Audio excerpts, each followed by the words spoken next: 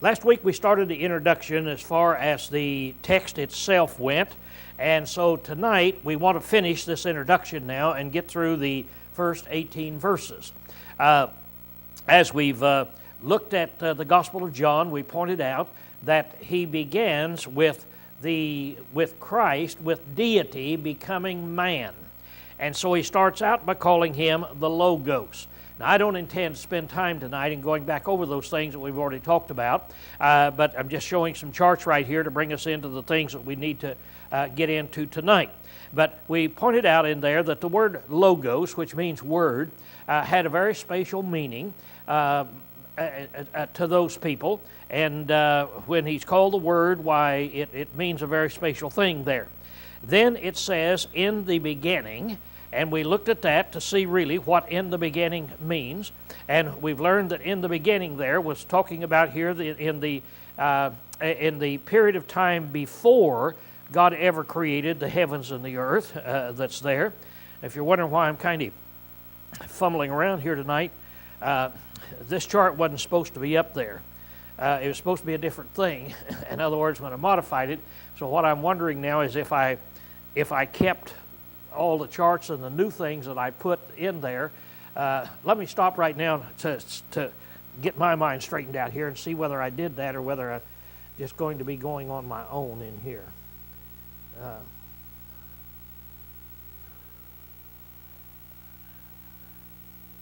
Yeah, it just looks like somehow I have no idea. Yeah, well, that's okay. What I did, I hate to admit this. Steve, you turn around and talk to Oliver there a minute. I don't know what I did. But I did a lot of work this afternoon that I didn't save, so we're not going to have it right here tonight. I'll tell you that. That is in here. But at any rate, we can go ahead. We don't really need it anyway. So here we've got it now. We saw this last week that in the beginning here we had this, that Jesus was here upon this earth, that he came down, but he was in the beginning. In other words, the eternity of Jesus is what it was showing, and the Word was with God. So before the world was ever created, Jesus was with God. He was in His presence, and He was God. That is, He was divine. The Father and the Son both are divine. Then we took a look at the Word to see some of the things that it means in there. And I want to call your attention to this, that Greek word is a word that expresses both reason and speech. It's not just talking about a word that you talk about, but it's a reasoning, it's an idea, it's a thought, it's a desire. It's the thoughts that are in your mind that you use to express to other people. And here we find that Jesus is called that word that's in there. So we could put it in this way, that Jesus embodies all that God desires. He's God's Word, His total complete will. Jesus revealed God's thoughts and desires by His words that He had there. Now, the Word was the Creator. Also, then we saw this last week that's here. I was going to see here if I... let me do one other thing right here. I want to see if...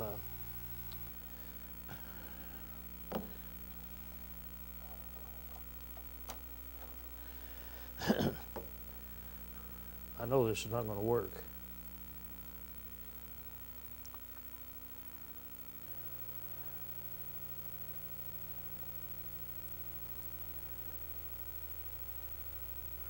No, it didn't work, but at least it let me know that I'm where I am.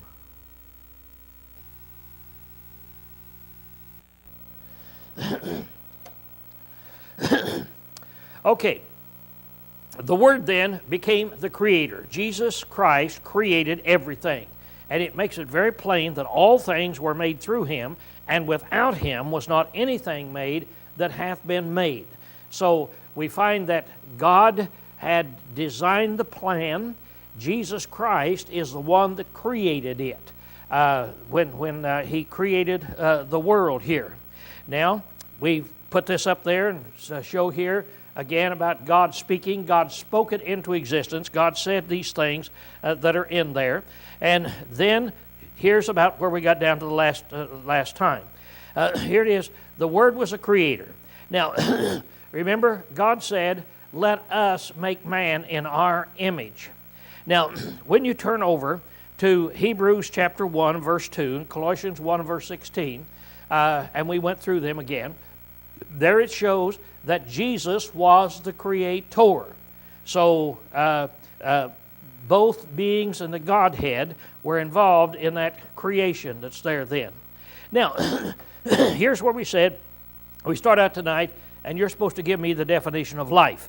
Denise, definition of life. Okay, you don't know it. Linda, definition of life. But anybody in here know what life is? When you look at something, do you know whether it's alive or not? Or do you ever have any problems with that? What? Everybody knows what life is, don't you? I mean, you've seen people that you know, Nani, and you know when she was alive, and then you saw her at the funeral, and you know that she wasn't alive, right? What is life?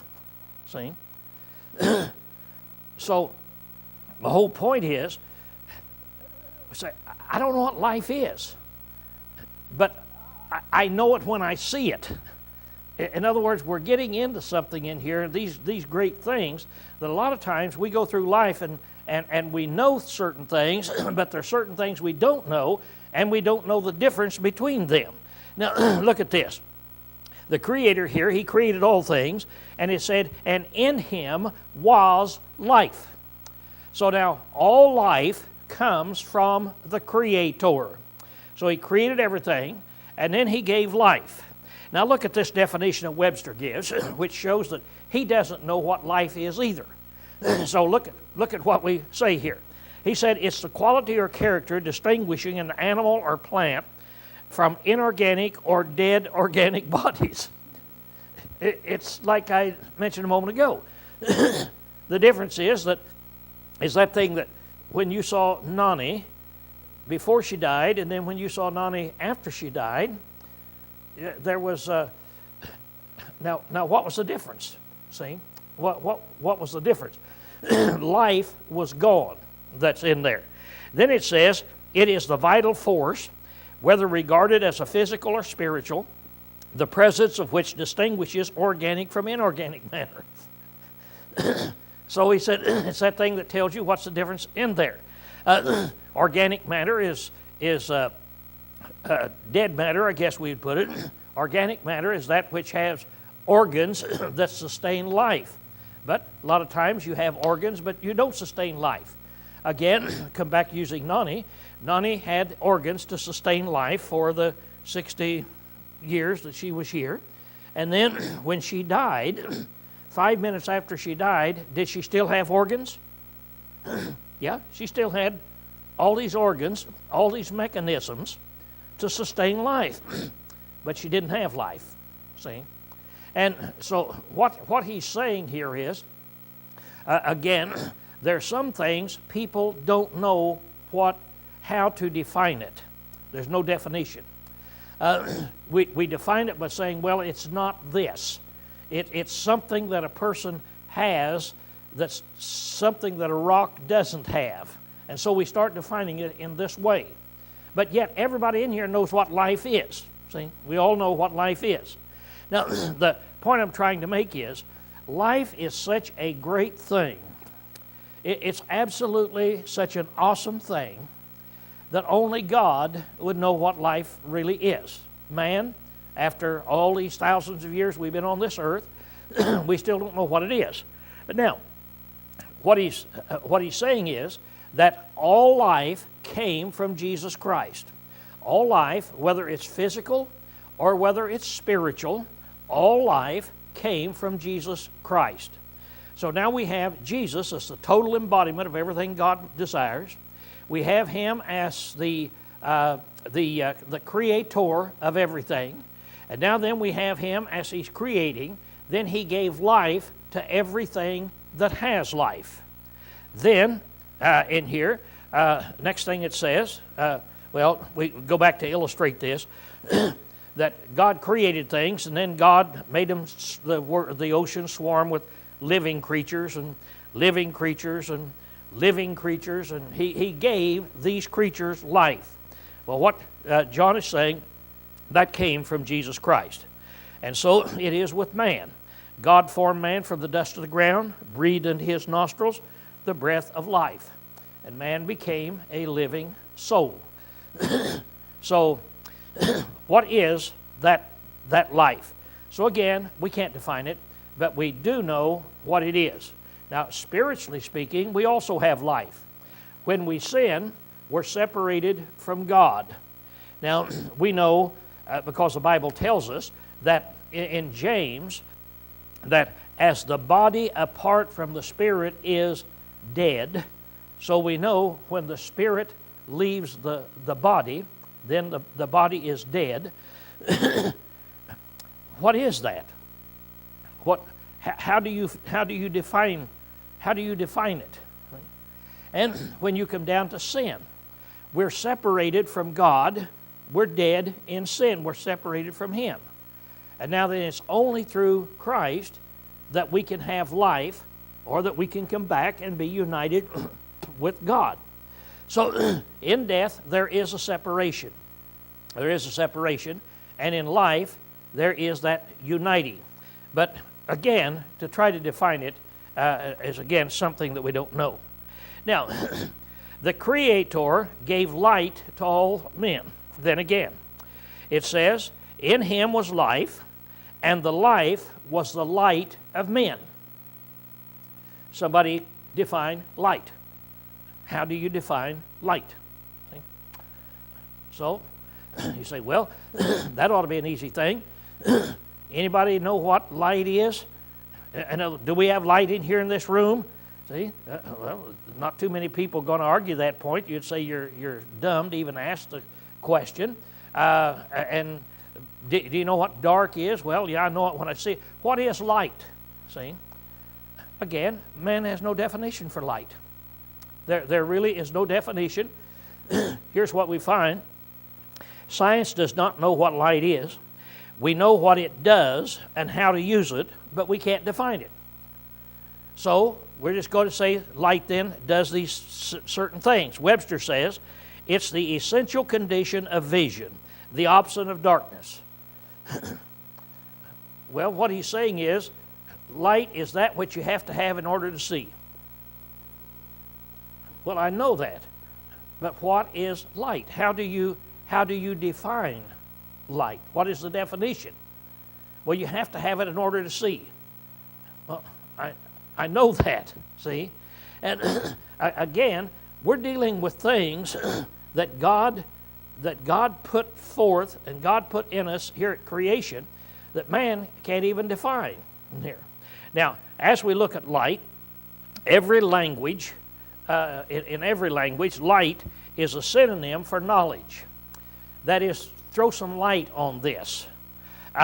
Darkness is a synonym for ignorance and wickedness. Every language that there is.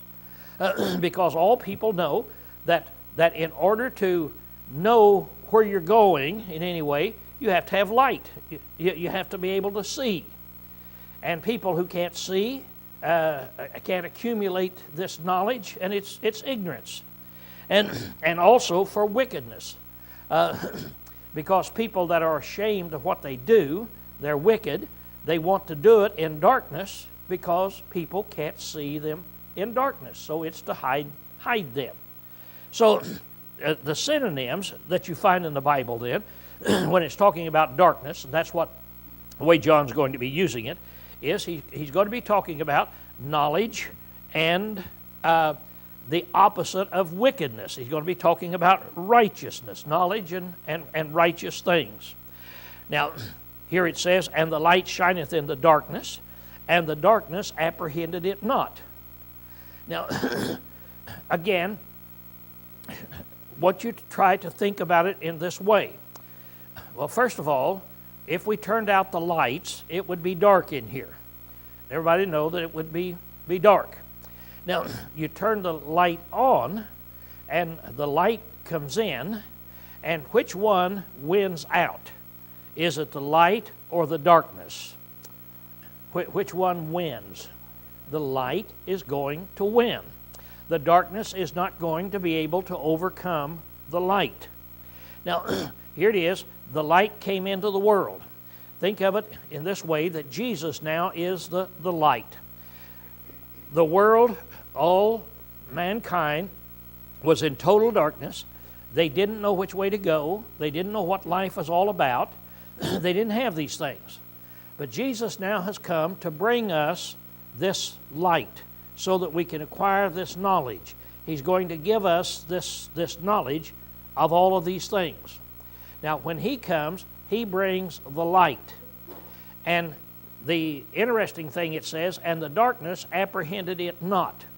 Now, that's translated in various ways. Translated, and the darkness could not overtake it or could not overcome it. The word literally means that the darkness could not grab the light and conquer it and put it out. And light has that ability to overcome the darkness, and there's nothing you can do about the light. If I'm up here doing something wicked and you turn the light on, what's my only option if I don't want you to see what I'm doing, my wicked thing?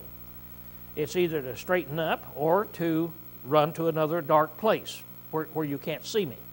Because darkness cannot overtake light. Now, again, some of the translators put it here, apprehend it, and that means comprehend it, understand it. That darkness couldn't, the darkness couldn't comprehend the light.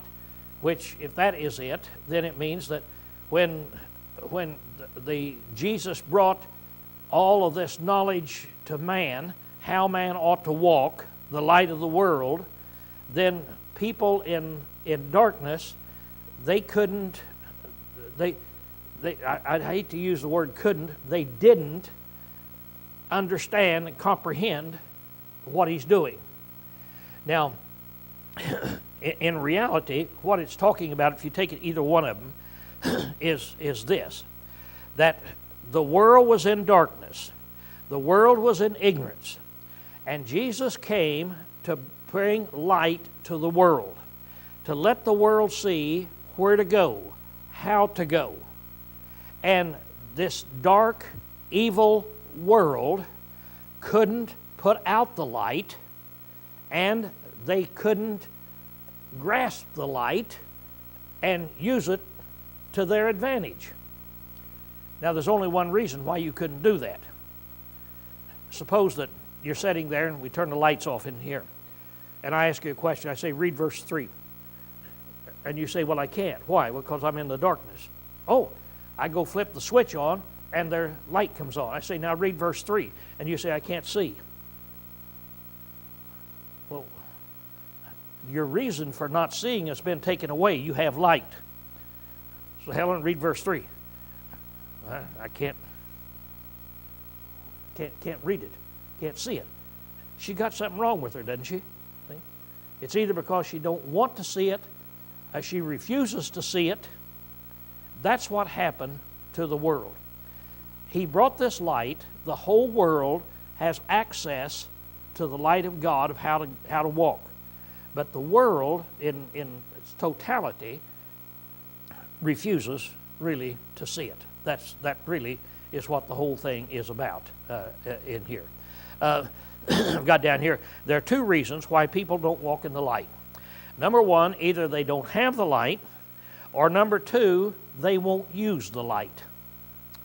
Now, in Matthew 13 and verse 15, we'll just think of one of those verses right there, and Jesus is telling the people why they don't recognize Him.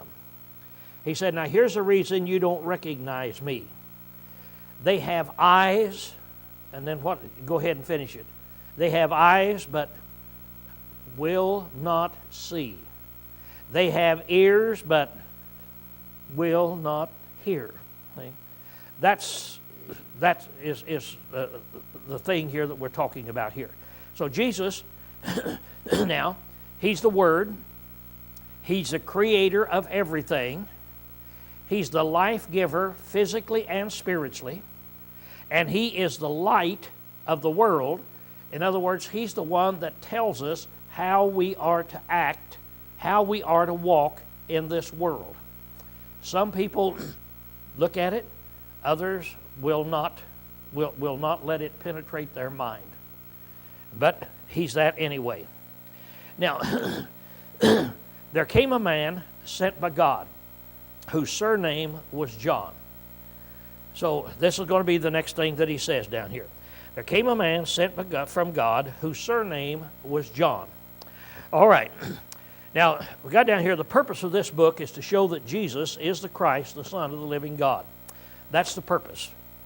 The purpose is to show Jesus is the Christ.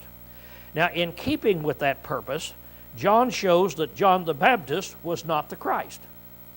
Now, there's a reason why he needed to show that, and that was that John came on the scene 6 months before Jesus.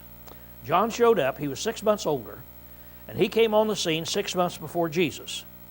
And John the Baptist had many disciples when Jesus started preaching. And John had his disciples, Jesus had his disciples as they were out preaching. Now, the last one down there, some thought that John the Baptist was the Messiah. So they would think, yeah, John must be the Messiah. Messiah, is this he? So now, as you put yourself back there, John himself is writing the book. And John is writing the book to show that Jesus is the Christ. But when Jesus and John were on the earth, there was some controversy about who was the Christ. So what John, the writer, the Apostle John, is going to do, he's going to stop now and show us John the Baptist was not the Christ. See, it was not John the Baptist, so don't get stuck on that particular aspect of it. So then we say, okay, who was John then? All right, there came a man sent from God whose name was John. The same came for witness, that he might bear witness of the light, that all might believe through him. He was not the light, but came that he might bear witness of that light. So now here he makes it pretty plain what it is. Now so far we're learning, who was John? He was a man, the writer says, not Christ. He was sent or commissioned by God. Now we're going to see how great John the Baptist was.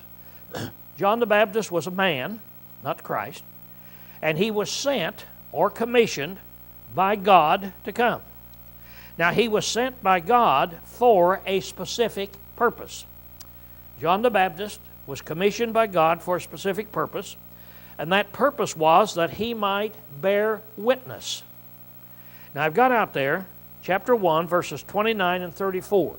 We're not going to that this week because that will give us the specifics. Then we will see exactly how this thing was done. But right now, John is introduced as a man that was not the Christ, but he came to bear witness, bear testimony of the Christ. Now, before we go any farther, when he came to bear witness of the Christ, when it says witness, what does that carry with it? What does that mean? If he's going to be a witness, he's going to have first-hand knowledge of who the Christ really is, isn't he? See?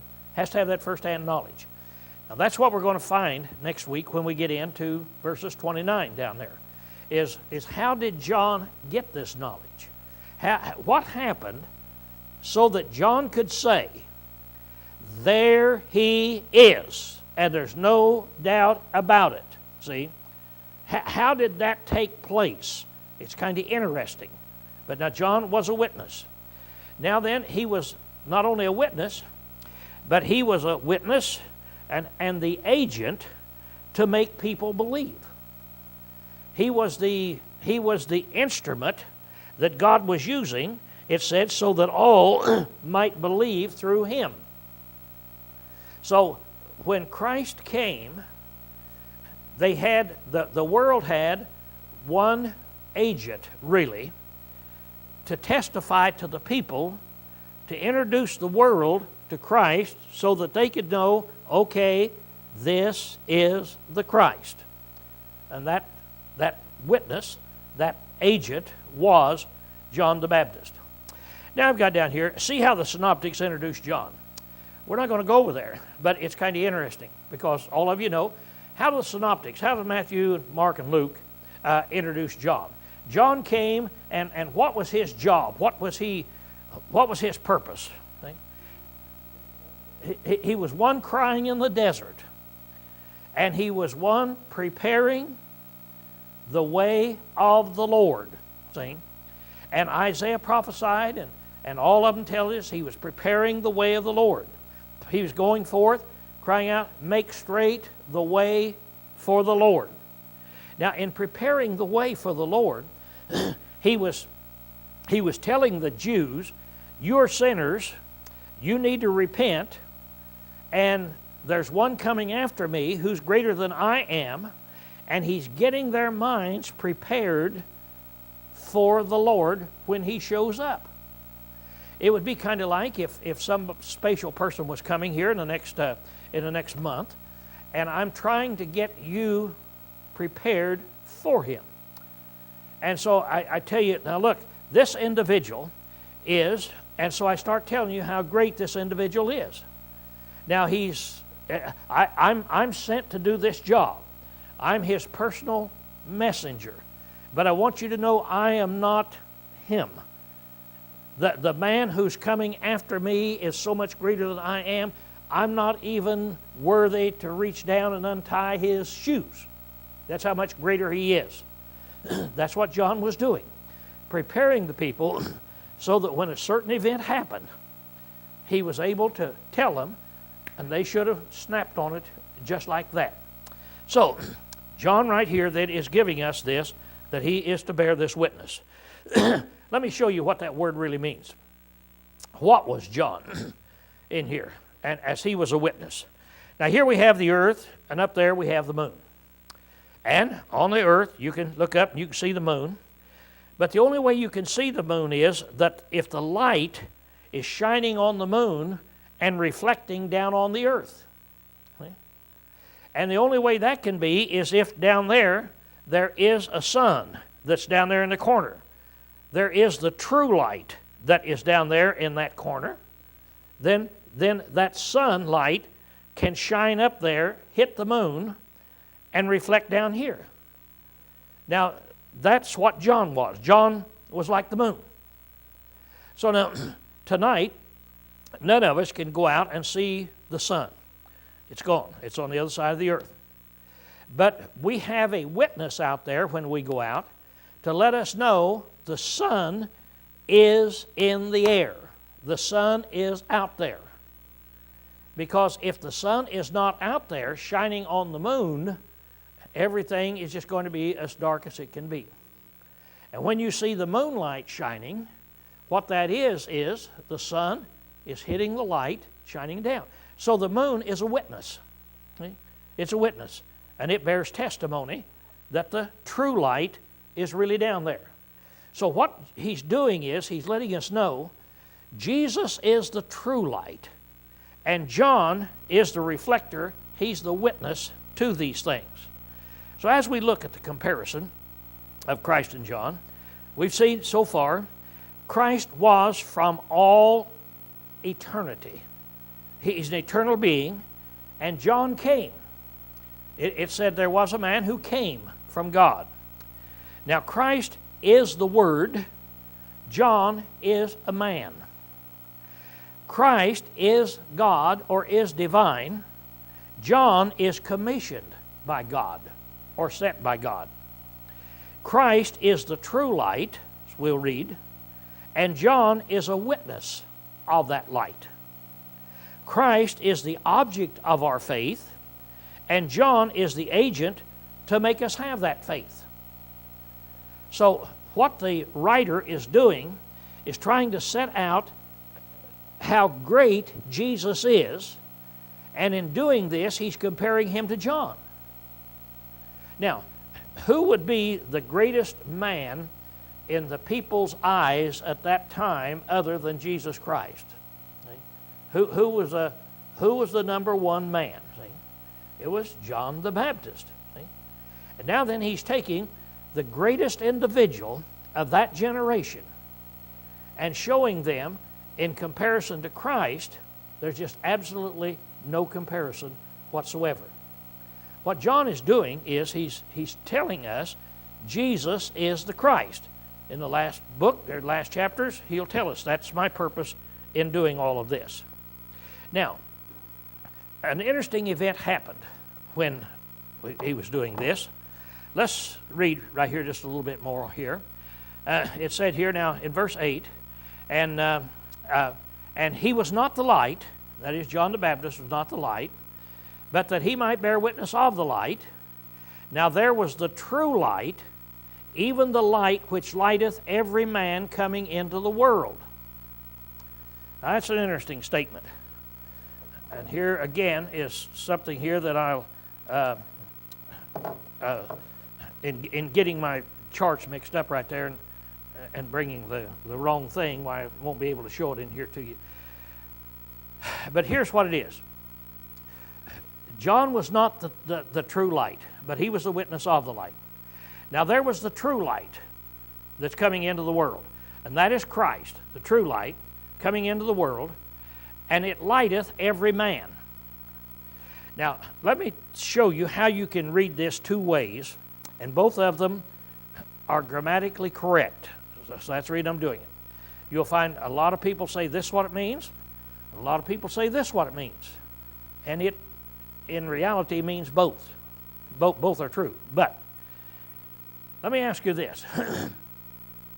As you look here, it says, and there was a true light which lighteth every man coming into the world.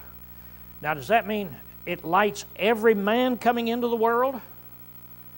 Or is it this was the true light coming into the world which lighteth every man? Do you see the difference? And so put it there. Grammatically speaking, you can translate it either way. Now, the reason I say that both are true, did the true light come into the world? And did the true light light every man? You see that is coming into the world? See? So both are there. What it apparently is this is the true light coming into the world, the true light, Jesus, coming into the world, and he lighteth every man. In other words, he gives light to every man, every individual. Now, I've got up here an interesting thing happened here. So here we have him coming into the world. We've got this true light. So he comes in there, the true light which lighteth every man coming into the world. So when Jesus came, he now is there to enlighten everybody and show them. Now, we find John goes ahead to say he was in the world, and the world was made through him, and the world knew him not. So, in verse 10, he was in the world was made through him, and the world did not know him. Now, of course, the world here is the wicked people, the blind people, the ignorant people. That's here in this world. They didn't know him. And he came into his own, and they that were his own received him not. Now this is very interesting as we look at this. So now, he came into his own, and they that were his own received him not. Now, watch what I'm going to do up here to the chart. When it says, and he came into his own. Now that word, own, his own, means his own things. his own things. Now, when you get down to the other one, and they that were his own, that word means his own people. So we don't get that in English, but that's what it's talking about. So now Jesus came into the world, and he brought light to every person in the world. The world didn't comprehend it. The darkness didn't comprehend it. But he came into his own things. Now this is what's interesting. Who's the creator of the whole world? Jesus Christ. So when he came into the world, he came to his own things. That's what he did. He came into the world. He was coming into his own things. He owned it. He owned the mountains. He made the mountains. He came into his own things. And they that were his own people, that would have been the Jews as a nation, they didn't receive him. Isn't that something? When you really think about what really happened, think about what really, really happened. Jesus Christ created this whole universe. He created everything in the world. Every man, woman, and child has come from him.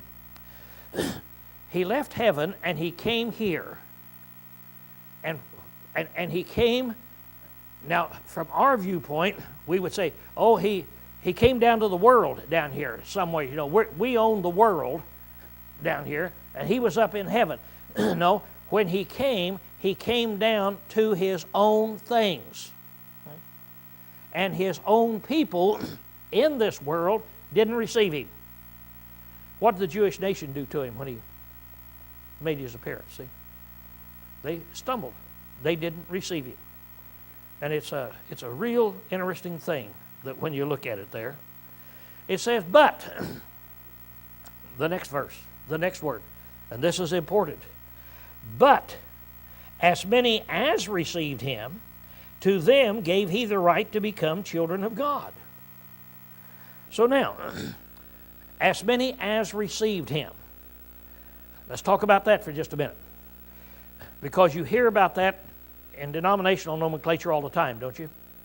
All you have to do is receive Jesus. You receive Jesus into your heart. You receive him. Well, the Bible talks about receiving him, receiving Jesus. Now, as many as received him, he did something. And we'll find out what this receiving is. But as many as received him, he did something. To them, the people who received him, he gave the right, and that word for right means authority, to become children of God.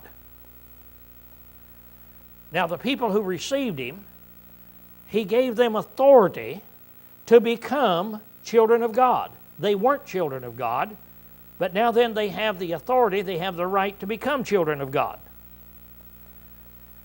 So we say, well, okay, who is this? All right, as many as received him has this right that's in here. Now we're going to find out what it is.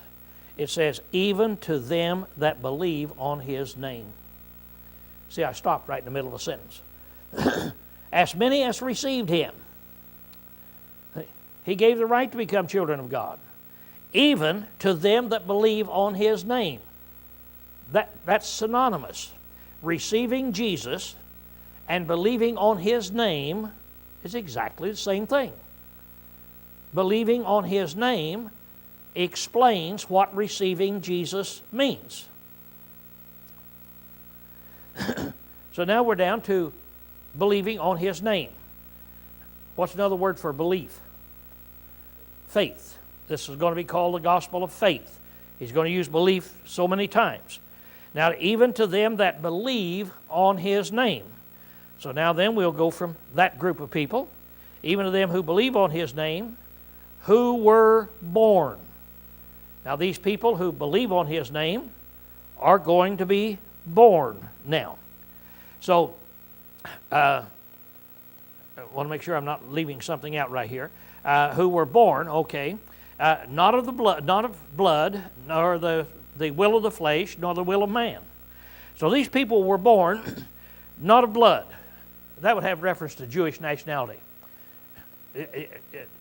people would say, well, we have Abraham's blood in our body. Jesus tells them that doesn't make any difference. You're not born again because you have Abraham's blood in your body. It says, not of the will of the flesh. That means natural will. Natural means that if the way normal people are born, this is not that kind of a birth. You're going to be born not by Jewish standards, not in the normal way that people are born, not of the will of man. That would mean adoption or immorality. This birth that we're talking about is not a normal physical birth here. Now, it says, but of God. Now, he's going to go into this in John the 3rd chapter. So just keep this in mind. We're not going to go into it here tonight, but he'll be going into it about this birth now, of how you are born, when you're born again. So now, keep in mind up here, as you look at this is important again. When people say, well, all you have to do is believe on the Lord and you will be saved.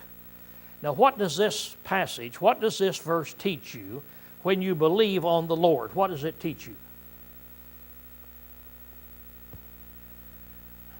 Look at it carefully. What does it teach you? When you believe on the Lord, you have received the Lord. That's when you receive the Lord, when you believe on Him. Now then, you have authority to do something. What do you have the authority to do? To be born again. You have the authority now to become a child of God. A person doesn't have the authority to become a child of God unless they believe in Jesus Christ. If somebody comes in here right now and says, say, I want to be saved. I don't believe in Jesus, but I want to become a child of God. What would we say? Can't do it. See? You can't do it. He hadn't given that person the authority. Another person comes in and says, I've been studying, and I believe that Jesus is the Christ, the Son of the living God, and I want to become a child of God. Oh, okay. Yeah. Now then, you have the authority to do that. Let's sit down, and we'll show you how to do it. See? And so when we get in John the 3rd chapter, well, we'll find out then how to go about that and how to do it.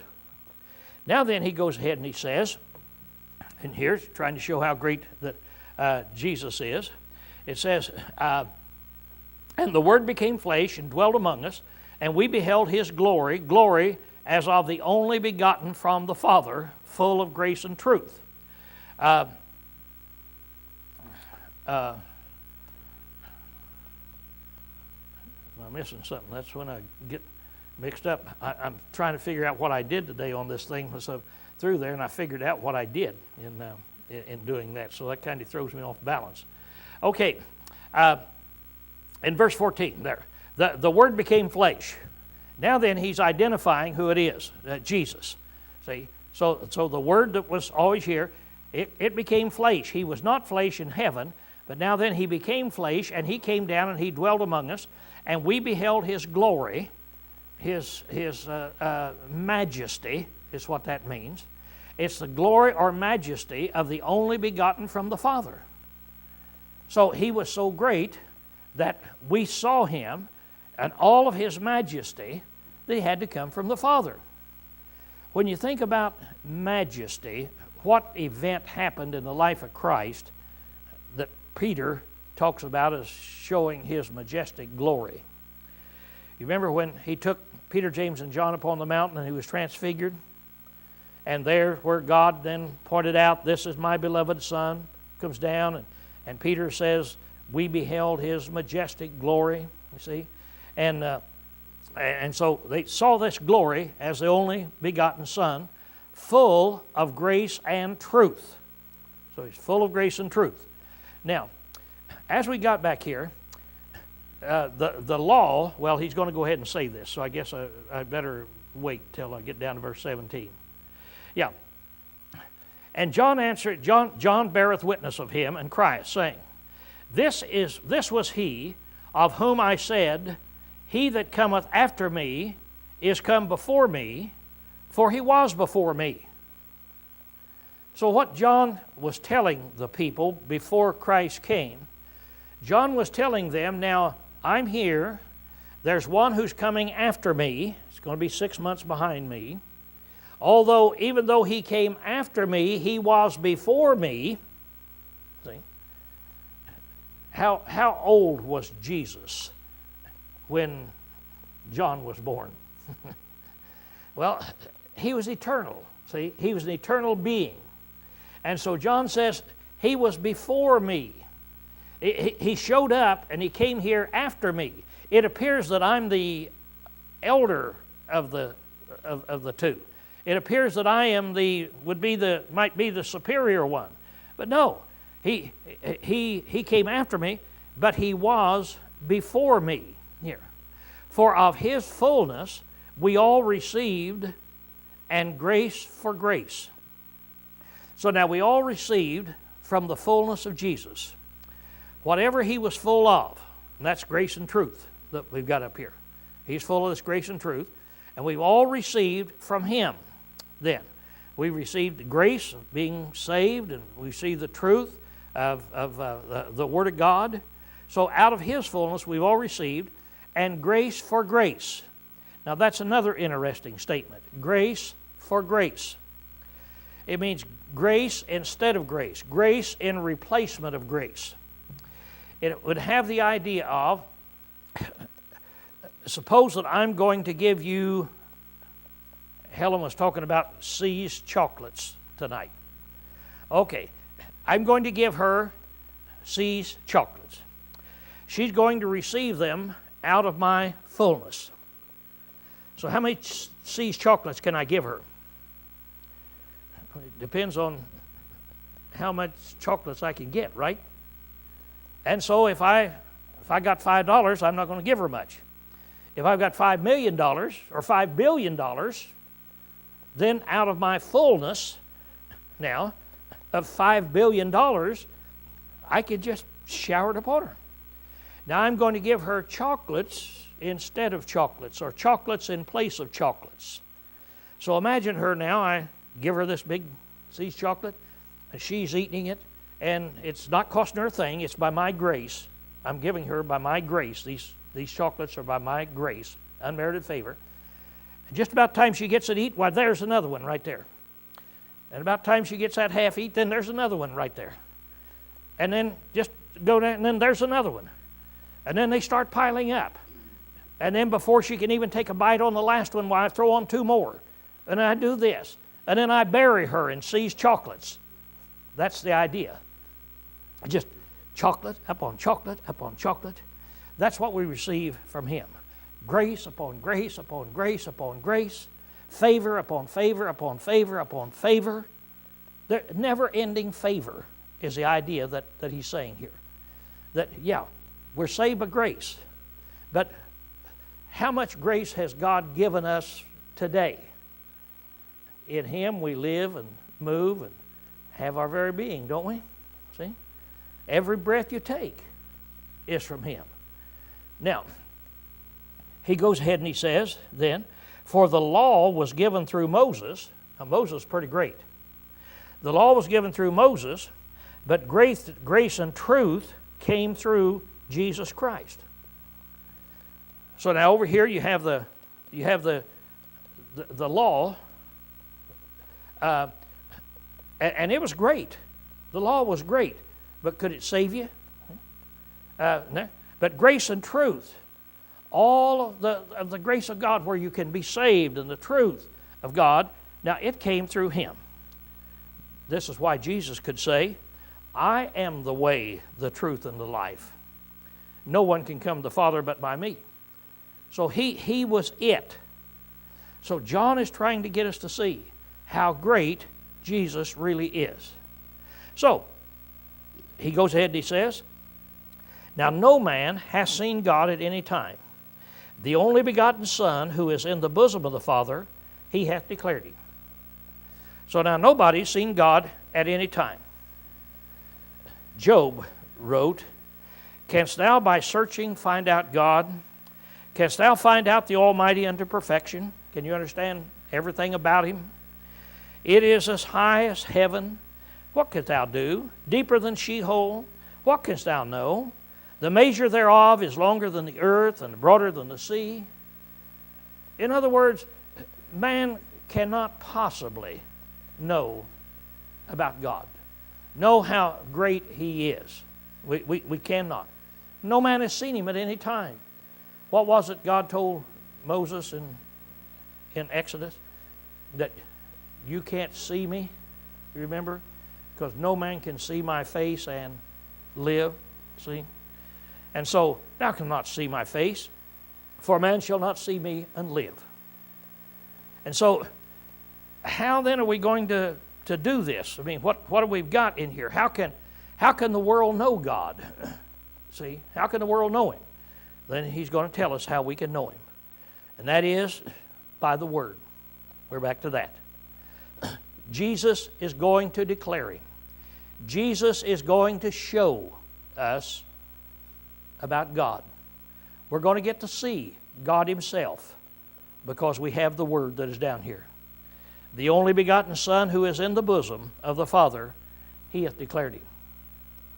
The only one who's ever seen God. The one who is up in the bosom of the Father. Now, as you read this, see this passage, John wrote his book after Jesus went back to the Father, didn't he? And that's why he would say, the only begotten Son who is in the bosom of the Father. You see now. He declared Him while He was down here.